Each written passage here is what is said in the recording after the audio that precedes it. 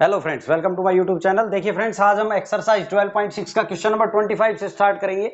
देखिए क्या कहता है, if A vector, B vector, C vector are three vectors such that A cross B vector equal है C vector के, B cross C vector equal है A vector के, तो प्रूव करना है कि A vector, B vector, C vector are mutually at right angles.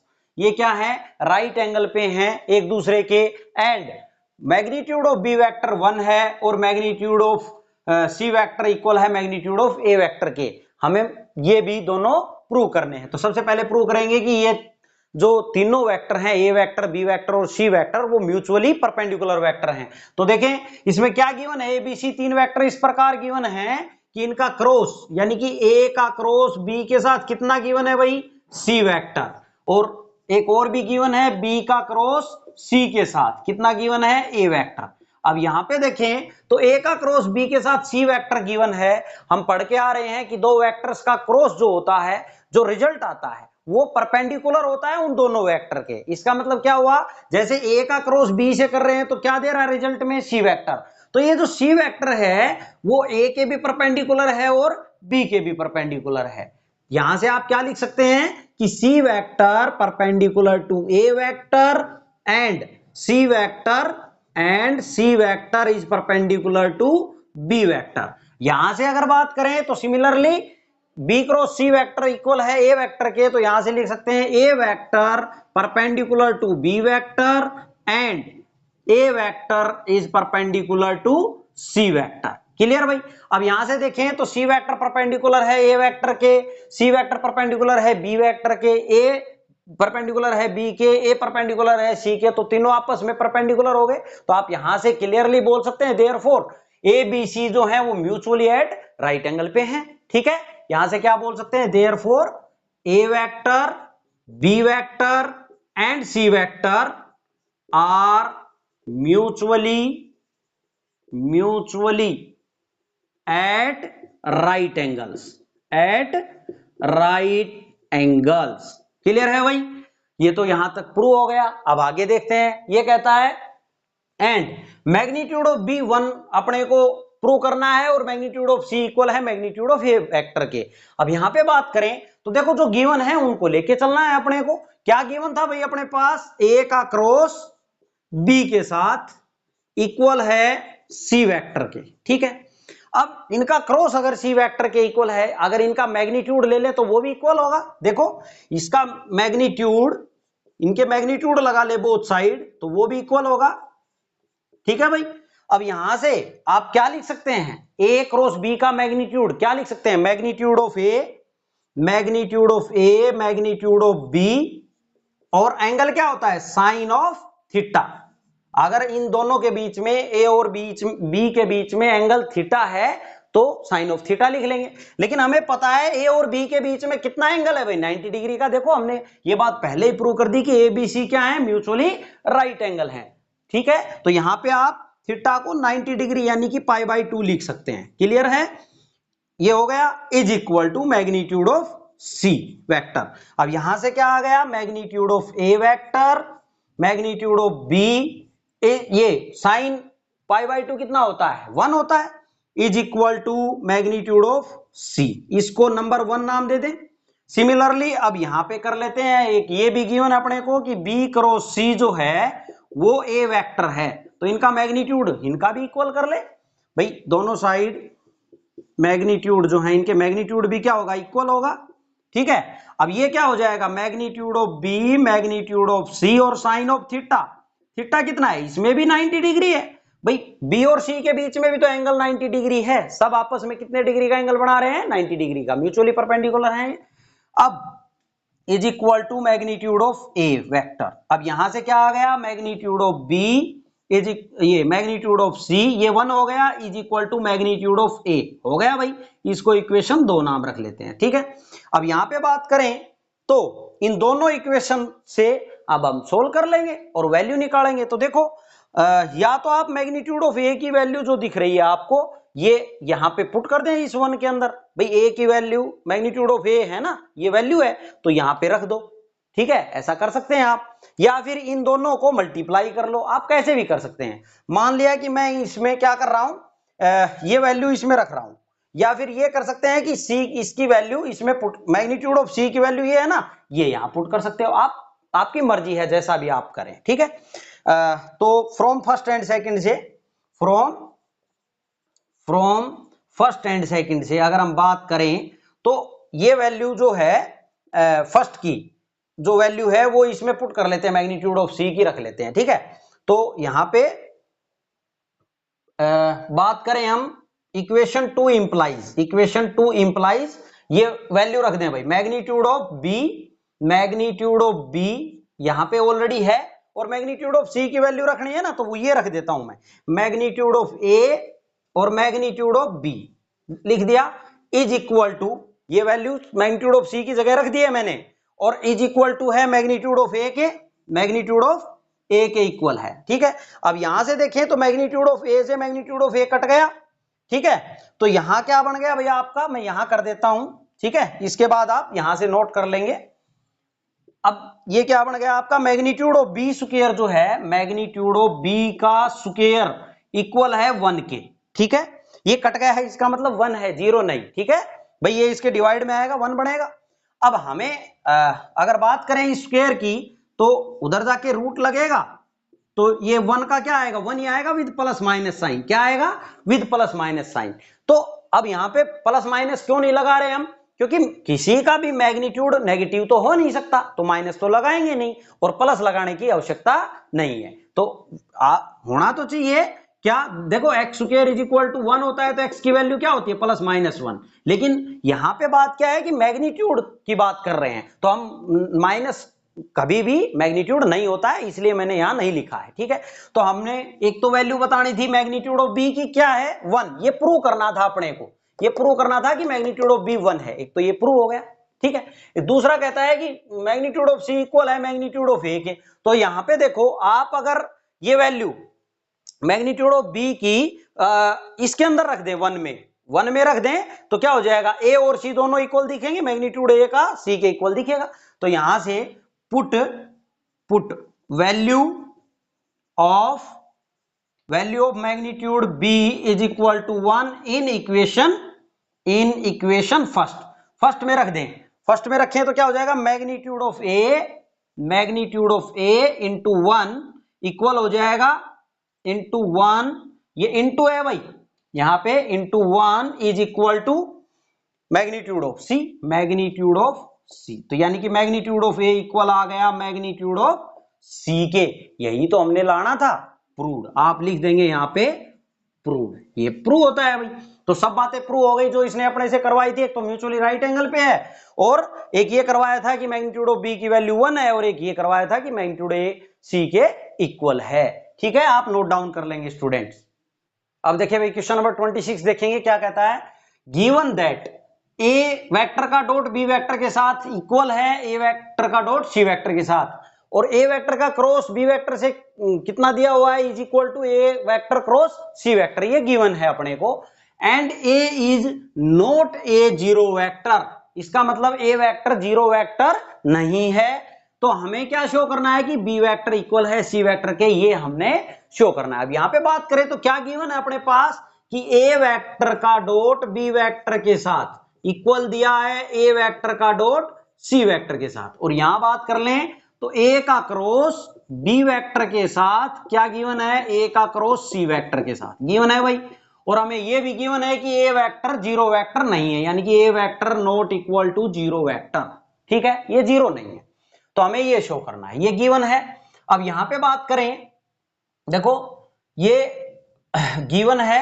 अपने को लिख लेना है कि ये गिवन है, और क्या शो करना है ये भी लिख लेना है, तो मैं यहां लिख देता हूं, चलो शो क्या करना है, शो करना है कि बी वेक्टर इक्वल है सी वेक्टर के। तो अब सॉल्यूशन देखेंगे, देखो यहां पे बात देखें तो ये अपने को गिवन है, तो गिवन को लेके चलेंगे, क्या दिया हुआ है, ए वेक्टर का डॉट बी वेक्टर के साथ इक्वल है ए वेक्टर का डॉट सी वेक्टर के साथ। तो यहां से अगर हम बात करें तो इसको उठा के इधर ला सकते हैं हम, ले आओ भाई इधर ले आओ, उससे क्या होगा आप देखें, A dot B minus A dot C हो जाएगा, ये इधर लाने पे इधर क्या बच गया, जीरो बच गया, ठीक है। अब यहां पे इस ए को कॉमन ले ले हम, इसको क्या हम ऐसे लिख सकते हैं, ए का dot B vector minus C vector equal है 0 वेक्टर के। देखो यहां पे डिस्ट्रीब्यूटिव लॉ अगर आप लगाएंगे तो ए का डॉट बी के साथ बनेगा और ए का डॉट सी माइनस ऑफ ए का डॉट सी के साथ। हमने बताया आपको ये है डिस्ट्रीब्यूटिव लॉ। अब यहां पे दो वेक्टर का डॉट, ए वेक्टर का dot B minus C vector का डॉट है 0 के इक्वल, तो 0 के इक्वल है तो हम क्या बोलेंगे, हम ये 0 कैसे आया होगा, तीन कंडीशन हो गई होंगी। देखो भाई या तो ये 0 ए वेक्टर 0, या फिर बी माइनस सी 0, या फिर ए वेक्टर परपेंडिकुलर टू इसके इस वेक्टर के, है ना भाई। 0 वेक्टर आप डॉट में 0 वेक्टर कब बोला है आपने, ए डॉट बी 0 होता है, इसका मतलब क्या होता है, या तो ए 0 या बी 0 या फिर ए परपेंडिकुलर है बी के, तभी तो 0 होता है। क्लियर है, हम पढ़ के आ रहे हैं डॉट प्रोडक्ट में। अब यहां पे बात करें डॉट प्रोडक्ट बोले या स्केलर प्रोडक्ट बोले, एक ही बात है भाई। अच्छा तो यहां से आप क्या लिख सकते हैं, देखो ए वेक्टर इज इक्वल टू 0, लेकिन यहां पे अपने को गिवन है कि ए तो 0 नहीं है, तो आप इसको नहीं लिखें। ठीक है भाई, ए तो 0 है ही नहीं, इसने गिवन है, दे रखा है, तो यहां से क्या होगा, बी या तो बी माइनस सी वेक्टर 0 होगा, या फिर क्या होगा भाई, या ए परपेंडिकुलर होगा बी माइनस सी वेक्टर के, B vector minus C vector के परपेंडिकुलर होगा। ये दो बात होंगी यहां से। ठीक है, तो सिमिलरली अब इसको भी सोल्व कर लेंगे हम। यहां पे अब लाइन खींच लें और यहां पे आप साइड में यही पेज में कर लेंगे, कोई दिक्कत नहीं है। क्या गिवन है अपने को, A cross B vector equal to A cross C vector given है ना। तो इसको भी इधर उठा लाओ, तो A cross B vector minus A vector cross C vector equal to 0 vector. Clear. अब यहां से क्या कर ले, ए को बाहर ले ले, वही डिस्ट्रीब्यूटिव लॉ, एक वेक्टर का क्रॉस और ब्रैकेट लगाएं B vector minus C vector. क्या हम ऐसे लिख सकते हैं इसको डिस्ट्रीब्यूटिव, देखो आप वापिस करके देख ले, ए का क्रॉस बी के साथ माइनस ऑफ ए का क्रॉस सी के साथ। ठीक है, क्लियर है भाई। अब ये क्रॉस अगर 0 है तो इसका मतलब क्या है भाई, या तो ये 0 है या ये 0 है, या ये वेक्टर इसके क्या है, पैरेलल है। भाई दो वेक्टर का क्रॉस 0 का क्या मतलब होता है, हम पढ़ के आ रहे हैं, या तो ये 0 है या ये 0 है, या फिर ए वेक्टर पैरेलल है बी वेक्टर के। अब बी वेक्टर की जगह बी माइनस सी आ रहा है बस। ठीक है, अब यहां पे ए तो 0 है नहीं, ए तो 0 है नहीं, इसने दे रखा है कि ए 0 वेक्टर नहीं है, तो यहां से क्या होगा, या तो बी माइनस सी वेक्टर 0 होगा, या फिर क्या होगा, ए वेक्टर पैरेलल होगा बी माइनस सी वेक्टर के। ठीक है, दोनों के रिजल्ट से देखो, यहां क्या है, बी माइनस सी वेक्टर 0 है, इसमें भी बी माइनस सी 0 है, और यहां ए परपेंडिकुलर है इसके, ए पैरेलल है इसके, तो यहां से क्लियरली दिख रहा है। देखो ए वेक्टर पैरेलल परपेंडिकुलर है इस वेक्टर के बी माइनस सी के, और ए वेक्टर पैरेलल भी है बी माइनस सी के। ऐसा पॉसिबल नहीं है कि कोई सेम वेक्टर परपेंडिकुलर भी हो जाए किसी वेक्टर के और पैरेलल भी हो जाए, ऐसा तो पॉसिबल नहीं है। तो आप लिखेंगे यहां पे कि A vector perpendicular to B minus C vector and B A vector ही पैरेलल हो बी माइनस सी वेक्टर के is not possible, not possible. ये तो मीनिंगलेस बात हो गई। ठीक है, A vector perpendicular to B minus C vector and A vector parallel to A is not possible. तो पॉसिबल क्या है कि बी माइनस सी 0 है, तो यहां से क्या पॉसिबल है, therefore implies B minus C vector 0 है। भाई ये तो हो सकता है ना बी माइनस सी 0। ठीक है, दोनों से, इन दोनों से, इस रिजल्ट से और इस रिजल्ट से, तो यहां से क्या आ गया, बी वेक्टर इक्वल आ गया किसके, सी वेक्टर के, और यही हमने शो करना था। क्लियर, प्रूव होता है, आप लिख देंगे प्रूव्ड। क्लियर है भाई, ये था आपका क्वेश्चन नंबर 26, आप नोट डाउन कर लेंगे स्टूडेंट्स। अब क्वेश्चन नंबर 27 देखिए भाई, क्या कहता है, इफ ए वेक्टर का क्रॉस बी वेक्टर के साथ इक्वल है बी क्रॉस सी के, नॉट इक्वल टू 0 वेक्टर, तो प्रूव करना है A vector plus C vector equal है M times of B vector के, और यहां पे एम क्या है, कोई भी स्केलर है। ठीक है, कोई भी स्केलर हो सकता है। अब यहां पे बात करें तो क्या गिवन है अपने को गिवन है, ये गिवन क्या है भाई, अपने को लिखेंगे गिवन क्या है, प्रूव क्या करना है, ए क्रॉस बी इक्वल है B cross C not equal to zero vector, ये गिवन है। और हमें प्रूव क्या करना है, प्रूव करना है A vector plus C vector equal to M times of B vector. ठीक है, अब यहां पे जो गिवन है इसको लेके चलेंगे, तो देखते हैं अब इसका सॉल्यूशन। देखो ए क्रॉस बी वेक्टर इक्वल है बी क्रॉस सी वेक्टर के, ये गिवन है भाई। अब यहां पे देखें तो इसको इधर उठा लाएं, इसको इधर ले आओ, इसको अगर इधर लेके आए तो A cross B vector minus B cross A C vector is equal to zero vector. ठीक है, इसको इधर ले आए तो यहां क्या बच गया, जीरो बच गया। अब यहां पे क्या करें भाई, इसको देखो हमें क्या क्या लाना है, हमें लाना है ए प्लस सी वेक्टर, ए प्लस सी वेक्टर। अगर आप यहीं पे कुछ कॉमन लेते हैं तो सबसे पहले देखो यहां प्लस चाहिए ना अपने को ए और सी में, तो हम क्या करेंगे, इनको चेंज कर लेंगे, सी को आगे और बी को बाद में लिखेंगे। तो ऐसा करेंगे तो क्रॉस में क्या होता है, माइनस 7 आता है, तो माइनस इसमें 7 आएगा और माइनस ये है तो प्लस हो जाएगा। यहां से क्या हो जाएगा, ए क्रॉस बी, इसको मैं क्या लिख दूं, माइनस है, ये क्या हो जाएगा, ये जब मैं सी क्रॉस बी करूं लिखूंगा इसको, तो यहां इसके साथ सी क्रॉस बी करते ही एक माइनस और आएगा, वो इसको क्या कर देगा, प्लस कर देगा। हमें पता है कि ए क्रॉस बी इक्वल होता है minus of B cross A के। ठीक है भाई, ये कॉम्यूटेटिव नहीं होते हैं, minus of B cross A होता है, क्यों, डायरेक्शन की वजह से। ठीक है, क्यों होता है, डायरेक्शन की वजह से। लेकिन डॉट की अगर बात की जाए तो डॉट में कोई दिक्कत नहीं है, कॉम्यूटेटिव बी डॉट ए लिख सकते हैं आप, इसमें कोई दिक्कत नहीं है।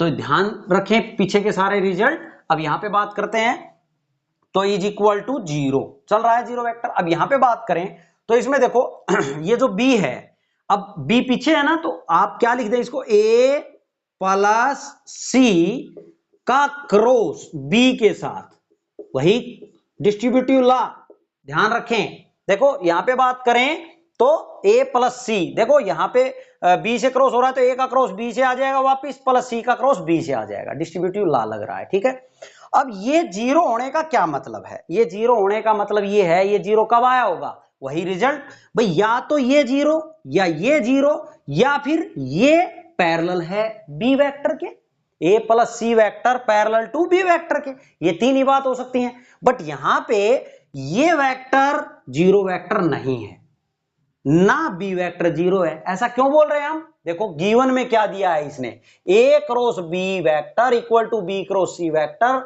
Not equal to zero vector.